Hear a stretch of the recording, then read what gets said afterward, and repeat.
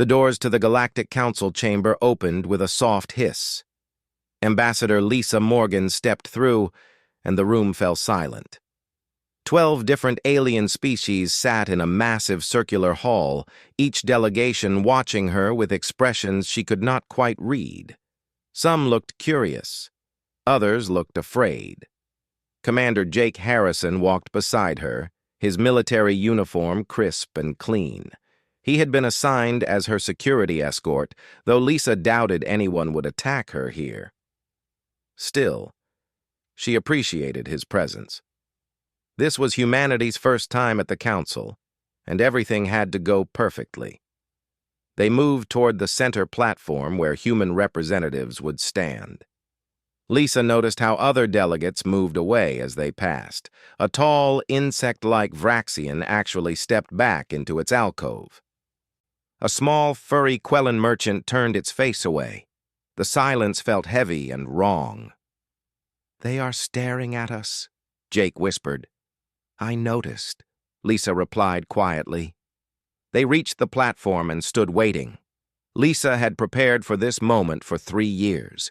She knew the protocols, the customs, the proper greetings in 6 different alien languages. Earth had sent their best diplomat. Yet something felt off about this entire situation. Chancellor Vex rose from the highest seat. He was Krillian, a species that looked almost reptilian with blue-gray skin and sharp eyes. His species had been part of the Council for over 1,000 years. He spoke in the common galactic language, which came through Lisa's translator as clear English. "We welcome humanity to this assembly," Vex said. His voice carried no warmth. "Earth has requested membership in our council. We have agreed to consider this request, but first, we must discuss certain concerns." Lisa felt her stomach tighten. Concerns? Earth had passed every test. They had proven their technology was compatible. They had shown they could travel between stars. They had established peaceful contact with 3 different species. What concerns could there be? Vex touched a control panel. A large holographic screen appeared in the center of the chamber. Images began to play. Lisa recognized them immediately and felt her blood run cold. The screen showed battles from Earth's history. Ancient warriors fighting with swords. Soldiers in trenches during the First World War. Tanks rolling across fields. Fighter jets screaming through skies. Nuclear explosions turning cities into ash. The images kept coming, century after century of human warfare. "This is your species," Vex said. His voice echoed in the silent chamber. "For thousands of years, humans have fought each other. You created weapons to kill your own kind. You built bombs that could destroy your entire world. You warred over land, resources, ideas, and beliefs. No other species in this council has such a violent history." Lisa opened her mouth to respond, but Vex continued. "The Krillian Empire has studied your species carefully. Your entertainment glorifies violence. Your children play games about war. Your greatest heroes are often soldiers. Even your sports involve combat and competition. You are a species built for fighting." The other delegates murmured among themselves. Lisa could see fear in many of their faces now. The Quellan delegate actually shook. A floating Etherian dimmed its light and drifted back. Jake stepped forward. "That is our past," he said firmly. "Humans have evolved. We have grown beyond those old conflicts. We have had global peace for over a century now." "Peace?" Vex laughed, a harsh sound. "You maintain the largest military force of any species we have encountered at your development level. You have warships around your planets. You train soldiers by the millions. You research weapons constantly. This does not look like peace to us. This looks like preparation." "Preparation for defense," Lisa said, finding her voice. "The galaxy is vast. We did not know what we might face out here. Any responsible species would maintain defenses." A Vraxian delegate stood. Its voice clicked and buzzed through the translator. We have maintained peace for 2,000 years through diplomacy, not weapons. Species join our council and agree to resolve conflicts through discussion. We have no armies. We have no warships. We have no need for such things. Yet you, newcomers to the stars, arrive with enough firepower to threaten any of us. Why should we trust you?" Lisa looked around the chamber. Every face showed the same emotion now. Fear. They were all afraid of humanity. Not because humans had attacked them, not because Earth had made threats. They feared humans because of what humans had done to themselves. "We are not your enemy," Lisa said. "We come in peace. Yes, our history is violent. We do not deny that, but we learned from those mistakes. We know the cost of war better than any species here. That knowledge makes us want peace more, not less." "Words," Vex said coldly. "Every aggressive species claims peaceful intentions until they have enough power to reveal their true nature. The Council has voted.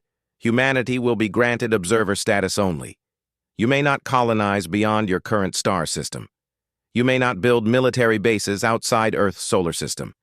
You may not expand your fleet beyond current numbers. These restrictions will remain until you prove you are not a threat." The words hit Lisa like a punch. Observer status, expansion restrictions.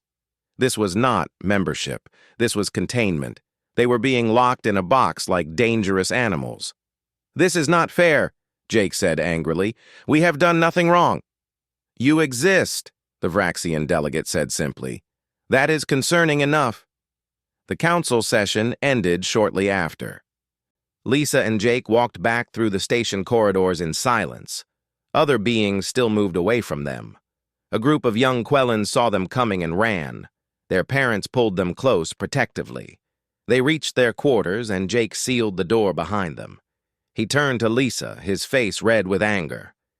"They are treating us like criminals," he said. "They are treating us like bombs," Lisa corrected. She sat down heavily. "They think we might explode at any moment." Jake paced the small room. "We came here in peace. We followed every rule. We did everything right. And they still fear us."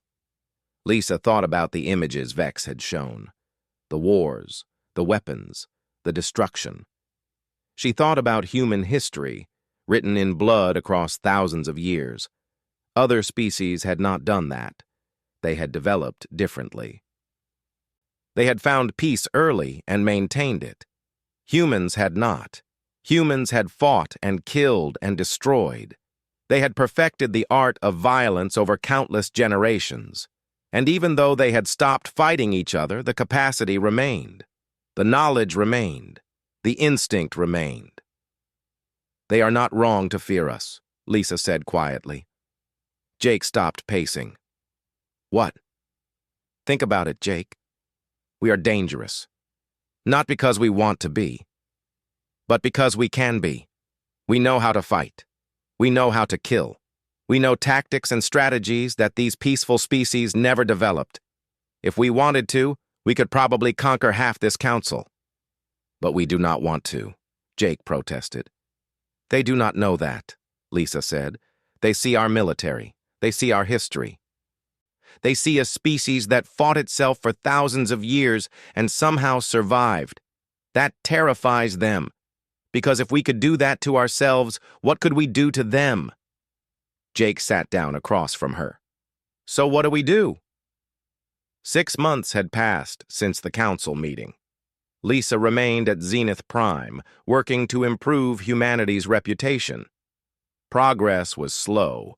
Most delegates still avoided her, but at least they no longer ran away when she approached. Meanwhile, human colonies had established themselves on 3 worlds within the restricted zone. New Terra was the largest, with mining operations that pulled rare minerals from the planet's crust. Director Chris Palmer oversaw the colony. 5,000 people now called New Terra home. Captain Ryan Foster commanded the defense frigate Liberty, stationed in orbit above the colony. His crew numbered only 60 people. The ship was small compared to Earth's hidden fleet, but it was all the Council allowed.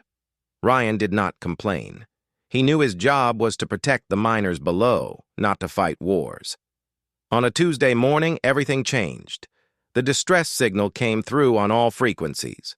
Ryan was drinking coffee on the bridge when alarms started blaring. His communications officer, a young woman named Kate, turned to him with wide eyes. "Captain, we have an emergency transmission. Quellan merchant vessel under attack. Pirates. They are calling for help." Ryan set down his coffee. "Location?" "Sector 7, near the asteroid belt. 20 minutes away at full speed." Ryan thought fast. The Council had made it clear that human ships should not engage in combat unless directly attacked. Helping others was not supposed to be their job. That was what Council peacekeepers did. Except the nearest Council ship was 3 hours away, and the Quellans did not have 3 hours. "How many attackers?" Ryan asked. "3 ships. Karzath Raiders." Ryan knew that name. The Karzath were pirates who had plagued the Outer Rim for decades. They stole cargo, kidnapped crews for ransom, and destroyed ships that resisted. The Council had tried to stop them many times, but always failed. The Karzath were too fast, too ruthless, and too willing to kill. "Captain?" Kate waited for orders. Ryan made his decision. "Set course for Sector 7. Maximum speed. Sound battle stations." The Liberty jumped to full speed. Alarms rang through the ship. Crew members ran to their posts. Chief Engineer Matt Collins started pushing the engines harder than regulations allowed. Medical Officer Laura Bennett prepared the medical bay for possible casualties. 20 minutes later, they arrived at the scene. Ryan saw the Quellan merchant ship immediately. It was called the Peaceful Dream, a name that seemed sad now. The ship was small and round, built for cargo, not fighting. Scorch marks covered its hull. One of its engines trailed smoke. 3 Karzath warships circled it like sharks. They were each twice the size of the Liberty. Their hulls were black and covered in spikes. Weapons ports glowed red along their sides. They had not destroyed the Peaceful Dream yet, because they wanted to board it and steal the cargo first. Ryan opened a channel. "Karzath vessels. This is the Liberty. Break off your attack immediately." The response came quickly. A harsh voice filled with laughter. "Human ship! We have heard of you. The scary species that fights itself. Are you here to fight us too? Your little ship against our 3? Go home before you die." "Last warning," Ryan said calmly. "Leave now or face the consequences." More laughter.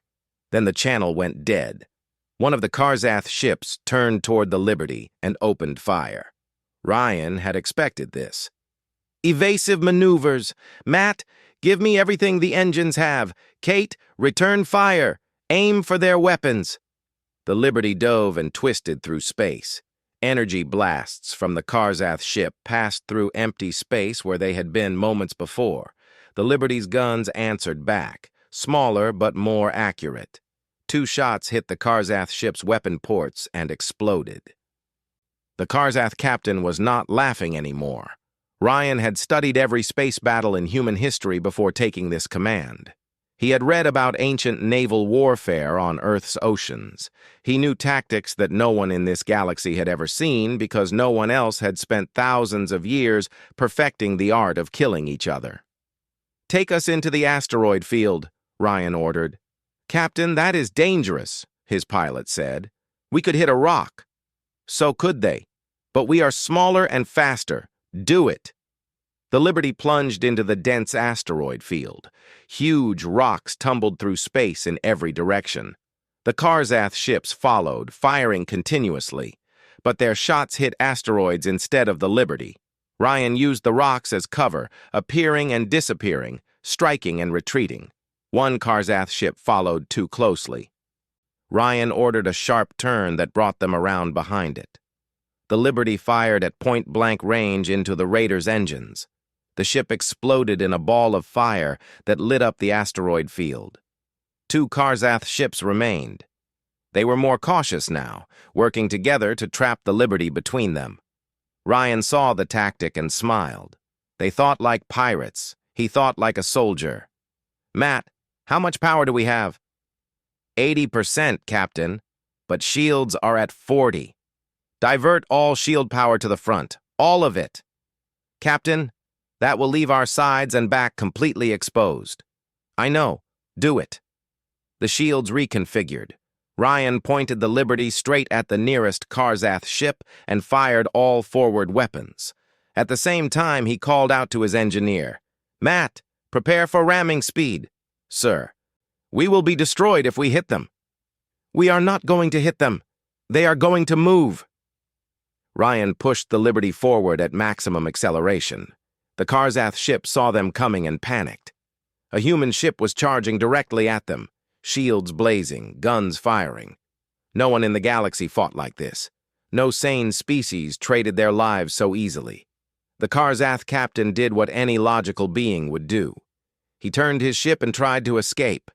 That exposed his weaker side armor. The Liberty's guns tore through it. The Karzath ship spun out of control, its engines dead, drifting helplessly. The last Karzath ship had seen enough. Its captain fired a few shots for pride, then turned and ran into deep space. Ryan let it go. He had done what he came to do. "Kate, hail the Quellan ship." The communication opened. A Quellan face appeared on screen. His name was Velsha, and he looked shocked. His species had large eyes and soft features. They were artists and philosophers, not warriors. They did not understand violence. "You saved us," Velsha said. His voice shook. "You fought 3 ships with 1. You could have died. Why did you risk your lives for strangers?" Ryan shrugged. "It was the right thing to do. Do you need medical assistance?" "Some injuries, yes. But we will live thanks to you. I do not understand humans. The galaxy says you are dangerous, but you just saved my crew." "Maybe the galaxy does not understand us either," Ryan said.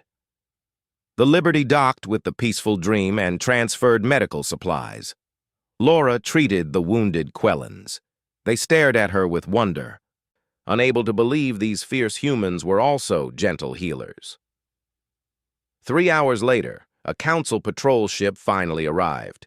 Its captain was Vraxian. He looked at the destroyed Karzath ship, the damaged raider drifting nearby, and the intact Quellan vessel. His mandibles clicked in confusion. "What happened here?" he demanded. "Karzath raiders attacked a civilian ship," Ryan reported. "We responded to their distress call. We defended them."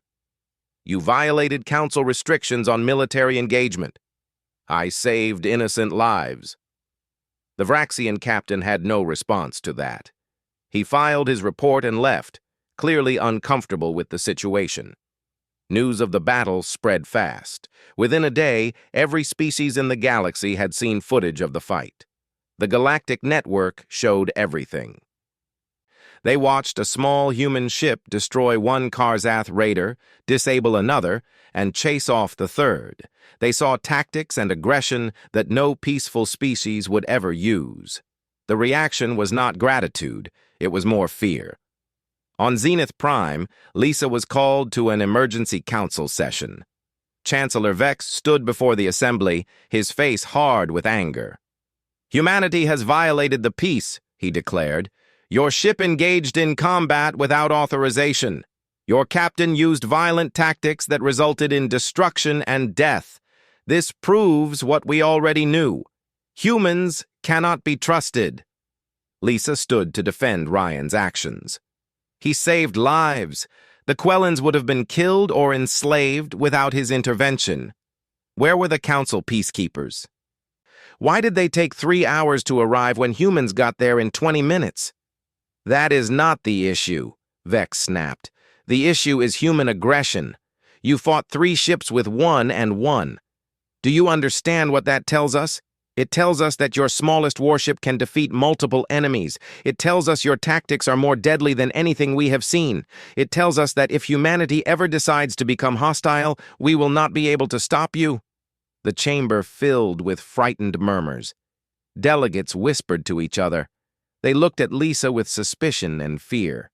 Jake found Lisa after the session. She looked tired and frustrated. "They are not even grateful," she said. "Ryan saved those Quellans. He risked his life and his crew, and the council wants to punish him for it." "What will they do?" Jake asked. "They are voting on new restrictions. They want to limit human ships to death. The emergency council session lasted 6 hours. Lisa sat through every minute of it, defending humanity against accusations she knew were unfair." Chancellor Vex led the attack, demanding severe punishments for what he called human aggression. "Captain Foster violated clear restrictions," Vex argued. "He engaged in combat without authorization. He destroyed a ship and killed its crew. These actions cannot be ignored."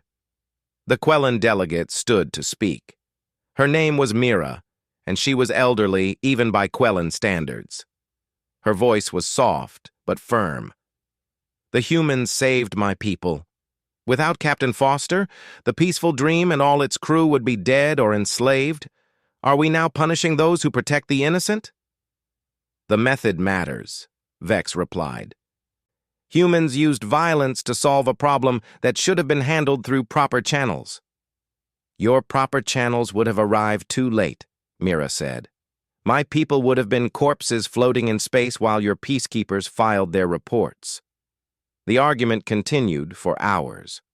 Finally, the council voted. The result was close, but clear.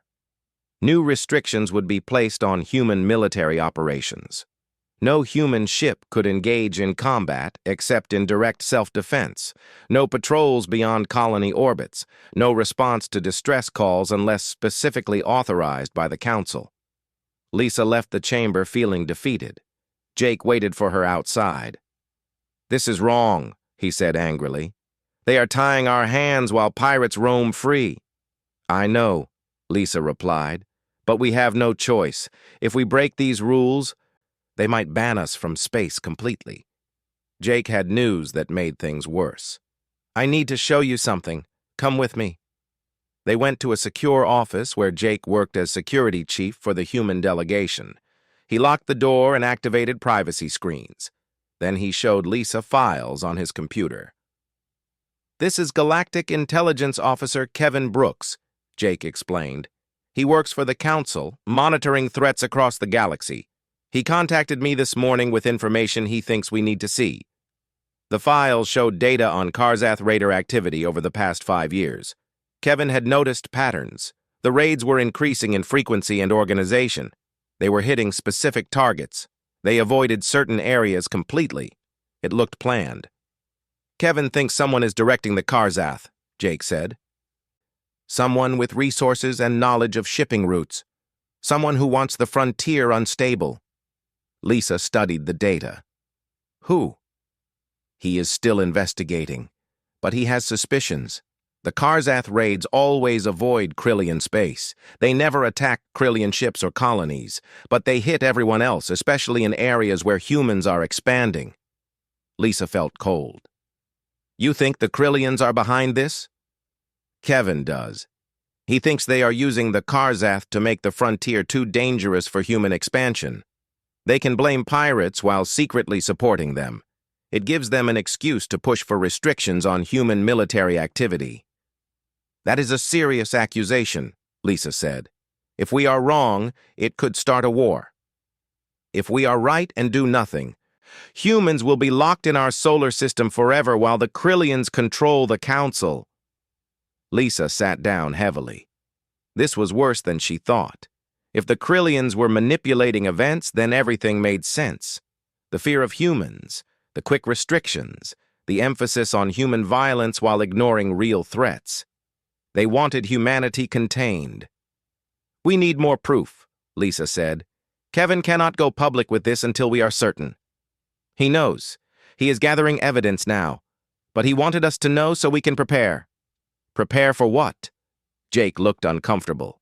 "He thinks the Karzath will escalate. If their goal is to force humans back, they will need to do something bigger than raiding merchant ships, something that forces Earth to either retreat or reveal its true strength."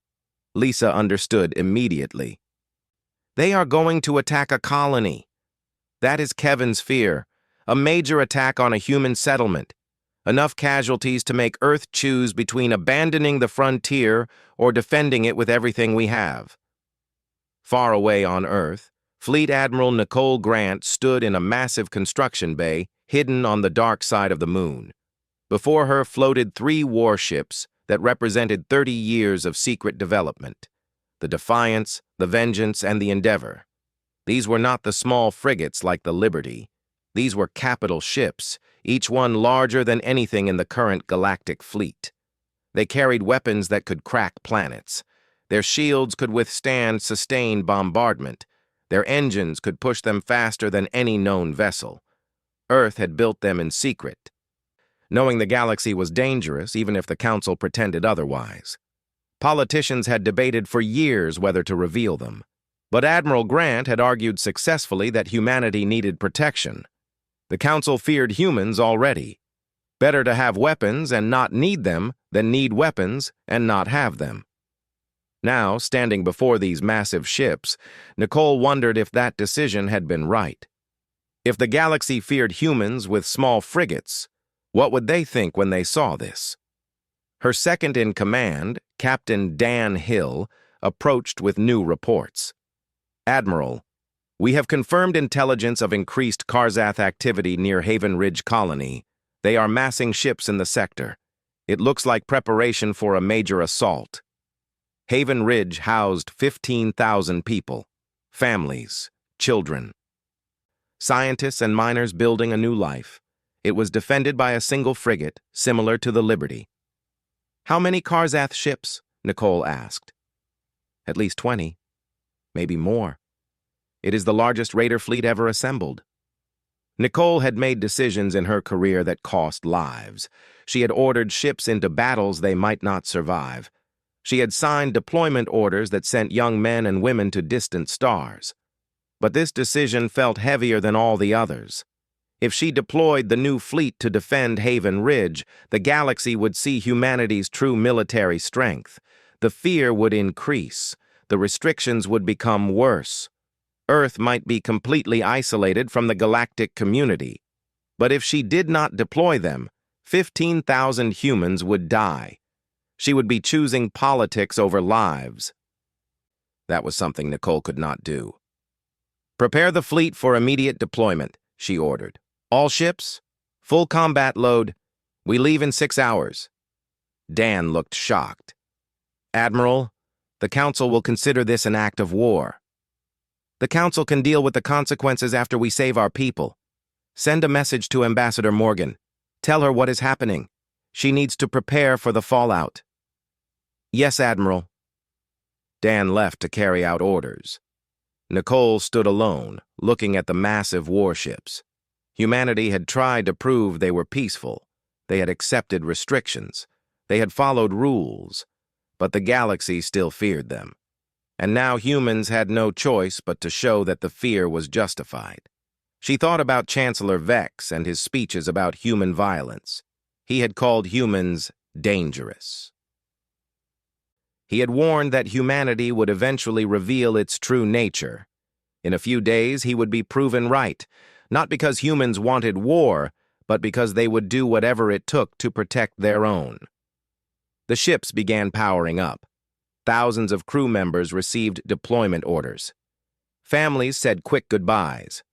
News networks on Earth prepared for an announcement that would change everything.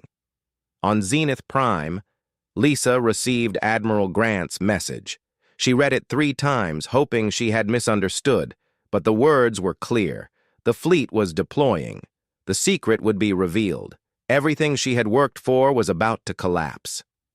She called Jake immediately. He came to her quarters and read the message himself. "Heaven help us," he whispered. "When the Council sees these ships, they will panic." "Can you blame them?" Lisa asked. "We told them our military was small. We accepted restrictions. Now they are going to see that we lied. We have been building a war fleet in secret for 30 years. "We built it for defense," Jake protested. "They will not see it that way. They will see betrayal. They will see proof that humans cannot be trusted. Everything we feared about their reaction to us will come true." Jake sat down.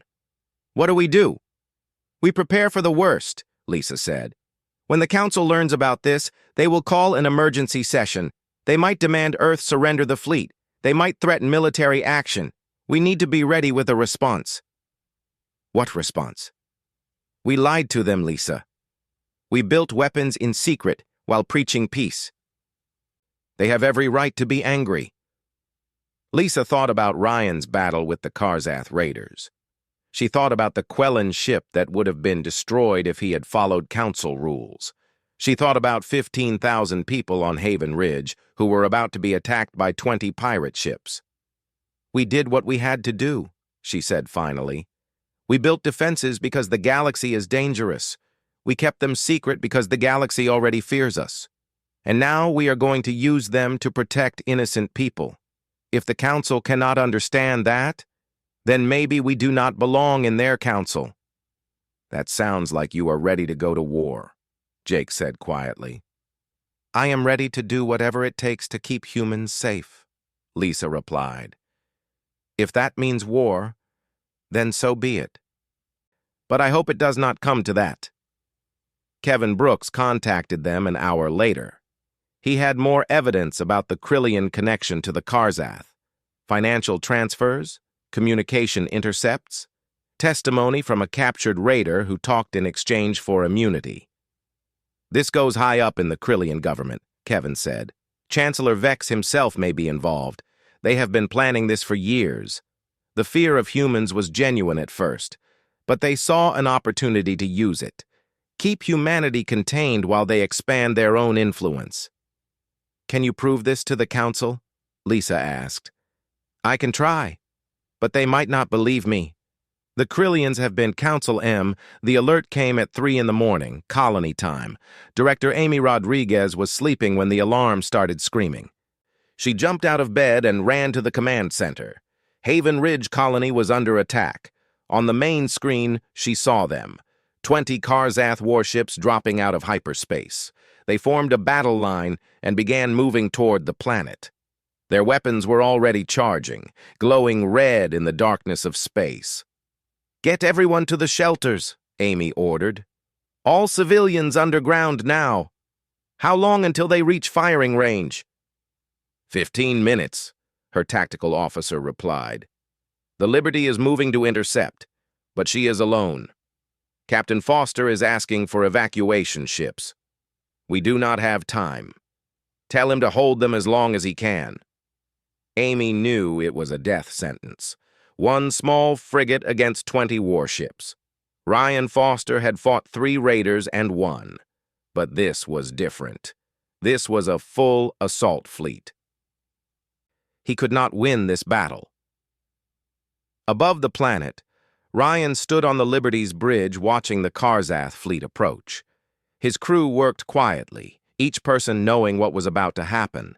They were going to die, but they would buy time for the civilians below. How long can we hold them? Ryan asked. Matt Collins checked his engineering readouts. 10 minutes if we're lucky. Maybe 5. Then we make those 5 minutes count. Kate, open a channel to Earth. Tell them what is happening here. Make sure they know we did our duty. Kate's voice shook as she sent the message. Ryan turned to his crew. 60 people who had followed him across the stars. 60 people who trusted him to keep them safe. He had failed them, but he could still give them meaning. I am proud to serve with all of you, he said. Today we stand between monsters and innocence. We will not run. We will not surrender. We are human, and humans protect their own. Whatever happens next, remember that. The crew nodded. Some cried. Others looked determined. All of them stayed at their posts. The Karzath fleet opened fire. Energy blasts lit up space like lightning. The Liberty twisted and dodged, returning fire when it could. Ryan used every trick he knew. But there were too many enemies, and not enough ship. Then space itself seemed to split open. A massive portal formed behind the Karzath fleet. 3 enormous warships emerged, followed by 12 smaller vessels. They were human ships, but unlike anything the galaxy had seen before. The Defiance was a carrier, launching hundreds of fighters that swarmed like angry wasps. The Vengeance was a battleship, bristling with weapons. The Endeavor was the flagship, larger than the other two combined. Admiral Nicole Grant stood on the Endeavor's bridge, watching the tactical display. She had made the jump from Earth in record time, pushing the new engines to their limit. Now she was here, and the Karzath were about to learn what human warships could really do. "All ships, engage the enemy," Nicole ordered. "Protect the Liberty and the colony. Show them no mercy." The battle began in earnest. Captain Kate Williams commanded the Defiance. She was a veteran pilot who had flown fighters before taking command of the carrier. She understood space combat in a way few others did. Now she watched her fighter squadrons deploy with pride. "All wings, engage at will. Target their engines first.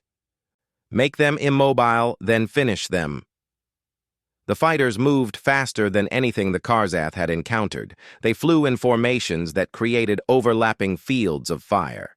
Commander Pete Jackson led the attack wing, his voice calm on the radio as he directed strikes. "Blue Squadron, hit that lead ship from above. Red Squadron, take the flanks. Gold Squadron, with me on the flagship." The human fighters tore through Karzath shields like paper. Their weapons were precise and deadly. In the first 2 minutes, 4 Karzath ships were crippled and drifting. The raiders tried to scatter, but everywhere they turned, more human fighters appeared. The Vengeance engaged the Karzath command ship directly. Captain Maria Torres brought her battleship alongside the massive raider vessel and opened fire with every weapon. The Karzath ship was larger, but the Vengeance had better shields and more firepower. "Port batteries, continuous fire. Starboard batteries, target their bridge. Engineering, give me more power to forward shields." The Vengeance shook as Karzath weapons hit its shields, but the shields held. Human engineering had designed them to withstand sustained attack. The Karzath captain must have realized this because he tried to break away. Maria did not let him. "Helm, match their course. Stay on them. They do not get away." The two ships circled each other, trading fire. But it was not an even match. The Vengeance was built for war. The Karzath ship was built for raiding weak targets. After 10 minutes of brutal combat, the raiders' shields collapsed. Maria's weapons punched through the hull, and the ship exploded. On the Endeavor, Nicole coordinated the entire battle. She watched tactical displays showing 15 different engagements happening simultaneously. Her fleet was performing perfectly. 30 years of planning and preparation were paying off. "Admiral, the Karzath are breaking formation," her tactical officer reported. 5 ships attempting to retreat. "Pete's wing will handle them. Focus our attention on the remaining ships near the planet. I want them eliminated before they can fire on the colony." The Endeavor itself engaged 3 Karzath ships that were trying to get past the human lines. Nicole's flagship carried enough firepower to destroy small moons. Against pirate vessels, it was overwhelming. The Karzath ships fired desperately, but their weapons barely scratched the Endeavor's shields. Nicole gave the order calmly. "Main batteries, fire."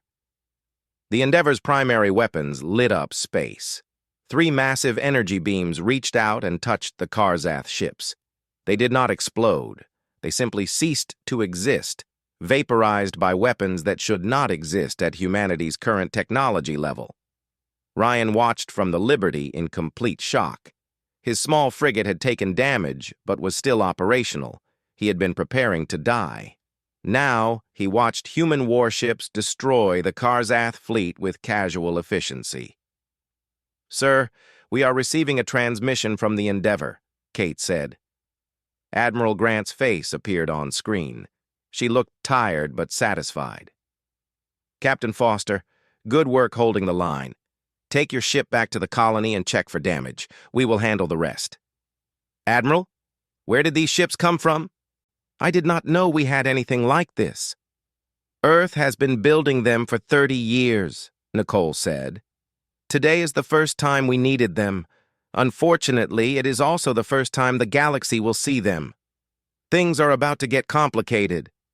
The battle lasted 2 hours total. When it ended, 15 Karzath ships were destroyed. 5 more were captured, their crews surrendering when they realized they could not win.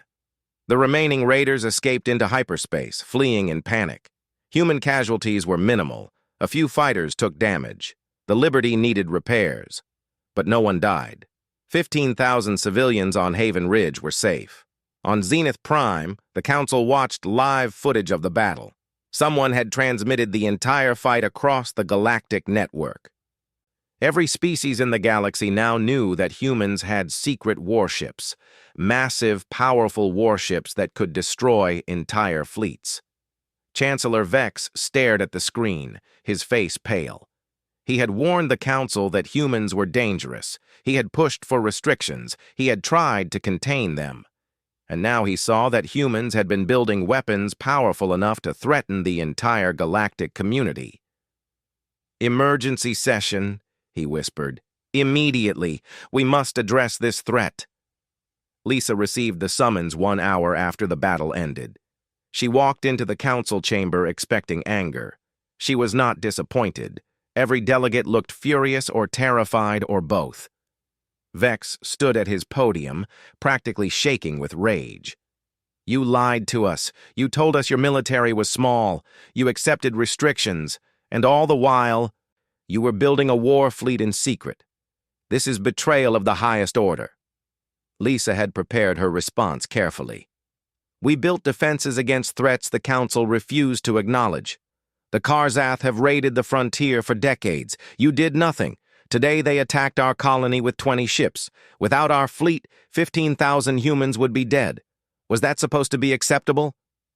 "The method matters," Vex shot back. "You violated our trust." "You never trusted us," Lisa replied. "From the first day, you treated us like criminals. You restricted our expansion. You limited our military. You punished us for defending innocent people. And now you are angry that we prepared for the reality you refused to face." Jake stood beside Lisa. He held up data files. "We have evidence that the Krillian Empire has been supporting the Karzath raiders.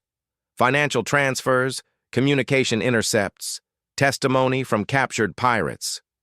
Chancellor Vex has been using them to make the frontier dangerous and justify restrictions on human expansion."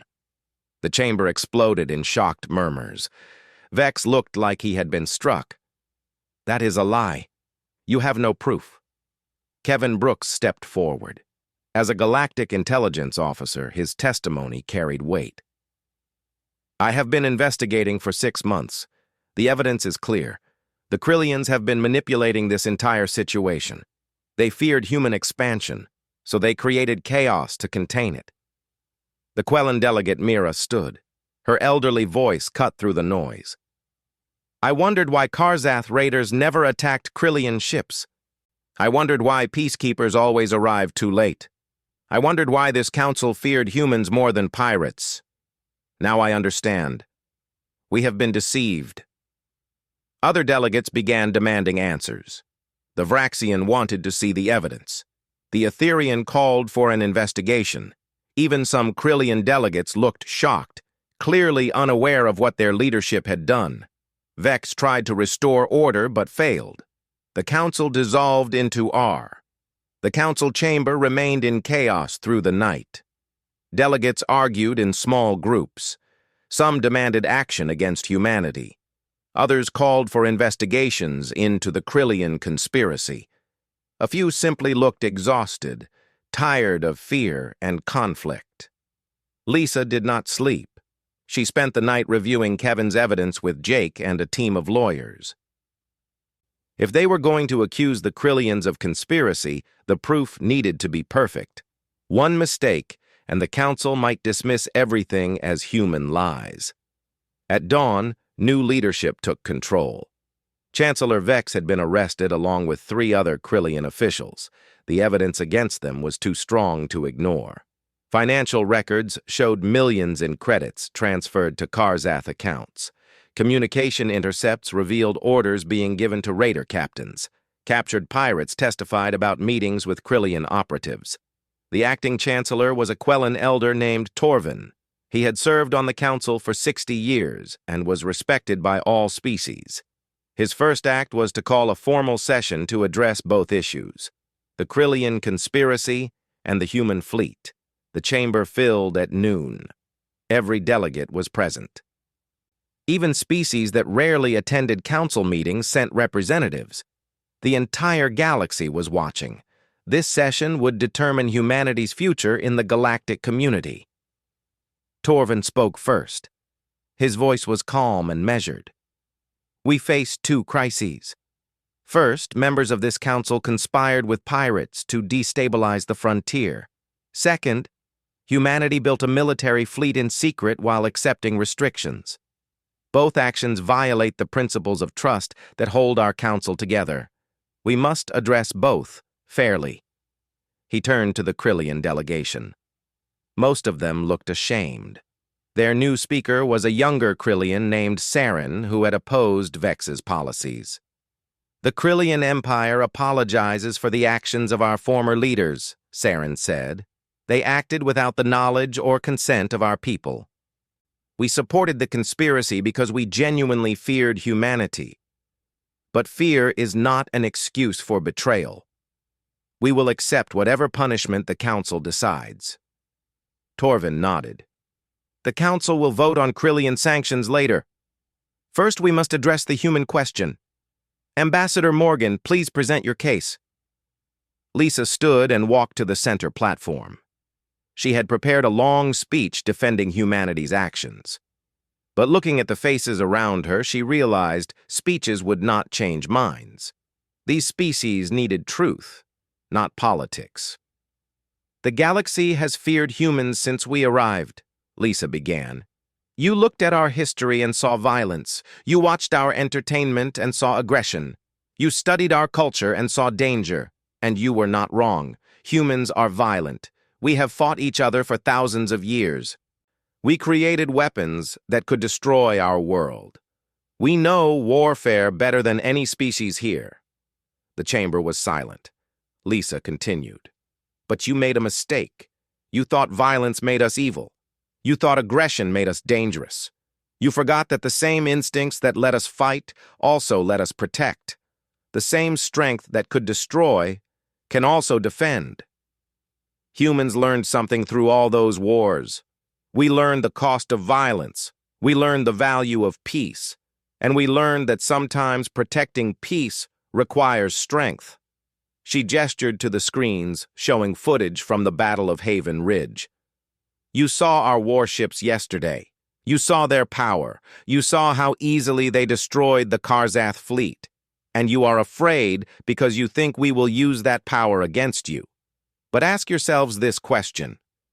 If we wanted to conquer you, why would we wait? Why would we build ships in secret?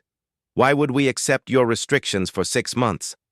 The delegates murmured among themselves. Lisa pressed on. We built those ships because we knew threats existed.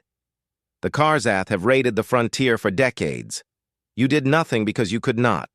Your species developed peacefully. You never learned to fight. You never needed weapons. But we did. And when the Karzath attacked our colony yesterday, when 15,000 human lives were in danger, we used the strength we built to protect them. Mira stood from the Quellan section. The humans also saved my people. Captain Foster risked his ship and crew to defend the peaceful dream when Council peacekeepers were hours away. He used violence, yes, but he used it to preserve life, not destroy it. Other delegates began speaking. The Vraxian admitted that their own defensive forces had failed repeatedly against the Karzath. The Etherian pointed out that human intervention had made the frontier safer in one day than Council efforts had in years. Even some species that had feared humans most loudly now spoke in their favor. But not everyone was convinced. A delegate from the Zephyrin Collective stood. His species was insect-like and highly logical. We acknowledge that humans acted to protect lives, the Zephyrin said. But the question remains. What happens as humanity grows stronger? Today you used your power to fight pirates. Tomorrow you might use it to dominate others. How can we trust that human strength will not become human tyranny? It was a fair question. Lisa had known it would come. She looked at Jake, then at Kevin, then at the gallery where Admiral Grant watched via video feed. Finally, she looked back at the Zephyrin.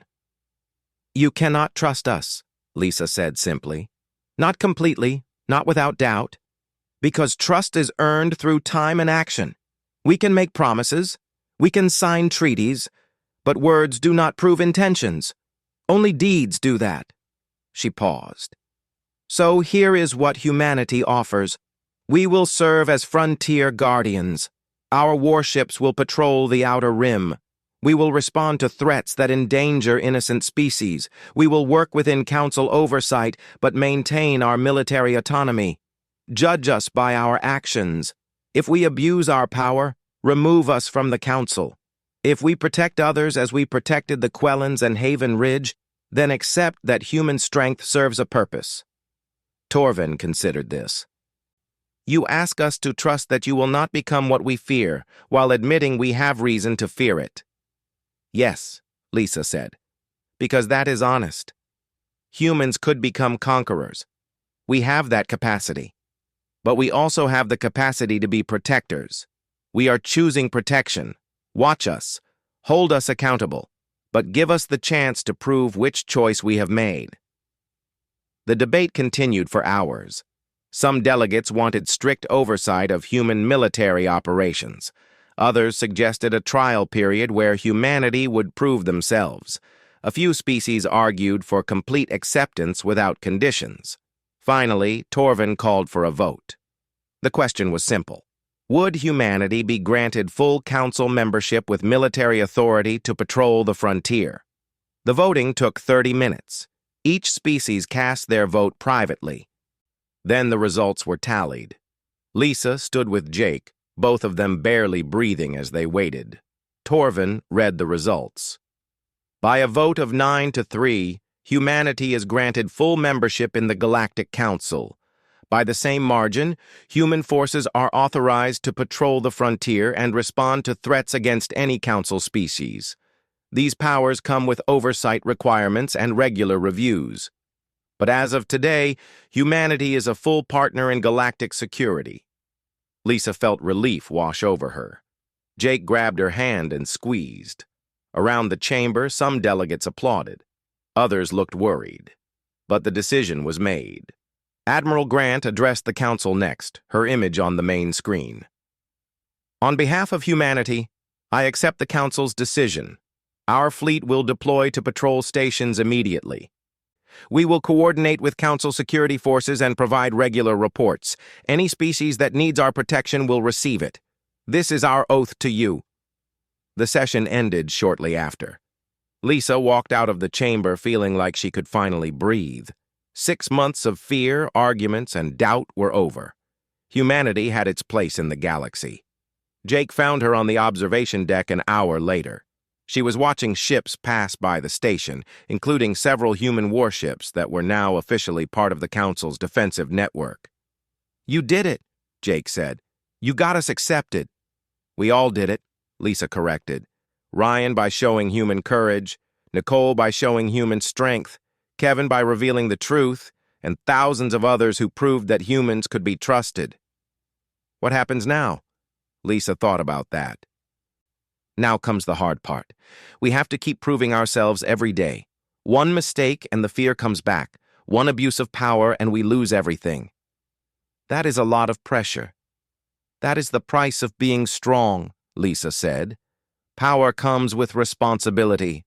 We asked for authority. Now we have to earn it continuously." On Earth, news of the Council vote triggered celebrations. People filled streets in every major city. Humanity was no longer restricted to their solar system. The galaxy had opened up. Children watched footage of human warships and dreamed of serving on them. Scientists planned expeditions to distant worlds. Colonists prepared to establish new settlements. But Admiral Grant did not celebrate. She stood in the command center coordinating the deployment of her fleet. 20 warships spreading across the frontier. Each one assigned to protect specific sectors. The Defiance went to the outer rim where Karzath remnants still operated. The Vengeance positioned itself near Quellan space. The Endeavor remained mobile, ready to respond to emergencies anywhere. Captain Kate Williams addressed her crew on the Defiance. "We are no longer just defending humans. We are defending everyone. That means every decision we make reflects on our entire species. Fight with courage. Act with honor. Remember that the galaxy is watching." Ryan Foster took the liberty to a new assignment patrolling trade routes. He carried extra medical supplies now, prepared to help any ship in distress. His crew trained constantly, knowing they represented humanity to every species they encountered. Jake and Kevin continued investigating remaining Karzath cells. The battle at Haven Ridge had broken the main fleet, but smaller raider groups still operated. With human warships patrolling, those groups were hunted down within weeks. The frontier became safer than it had been in decades. Lisa remained at Zenith Prime as Earth's ambassador.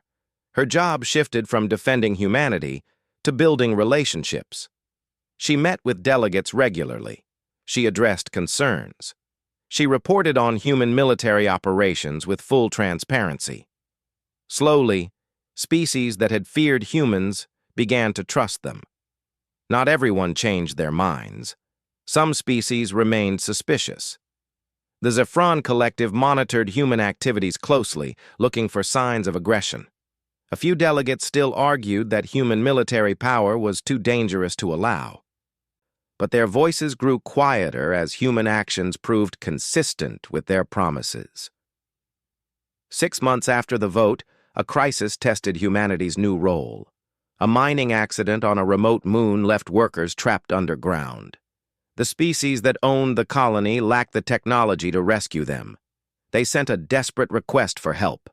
The Endeavor arrived within hours. Admiral Grant deployed rescue teams with equipment specifically designed for such situations. They worked for 3 days straight, cutting through collapsed tunnels and stabilizing structures. All 42 trapped workers were brought out alive. The rescued species was one that had voted against human membership. Their delegate came to Lisa afterward looking embarrassed. "We were wrong about your people," he said quietly. "We thought humans would use their strength to dominate. Instead, you used it to save lives. Please convey our gratitude." Lisa smiled. That is what strength is for. Protecting those who need protection. 1 year after the council vote, humanity celebrated the anniversary. The frontier was more secure than ever. Trade routes that had been too dangerous to use were now safe. Species that had never ventured far from their home worlds began exploring. The Karzath threat had been eliminated. New colonies were established across dozens of worlds. Lisa stood on Zenith Prime's observation deck, the same place she had stood after the first council meeting.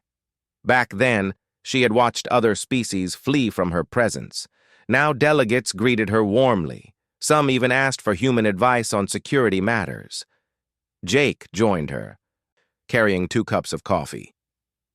"Thinking about how far we have come?" "And how far we have to go," Lisa said. "The galaxy accepts us now. But we have to maintain that acceptance every day, every action. Do you think humans will stay on the right path? Or will we eventually become what they feared?" Lisa watched a human patrol ship glide past, its weapons visible but not threatening. "I think humans learned something important from our violent past. We learned that power without purpose is destruction. We learned that strength without compassion is tyranny.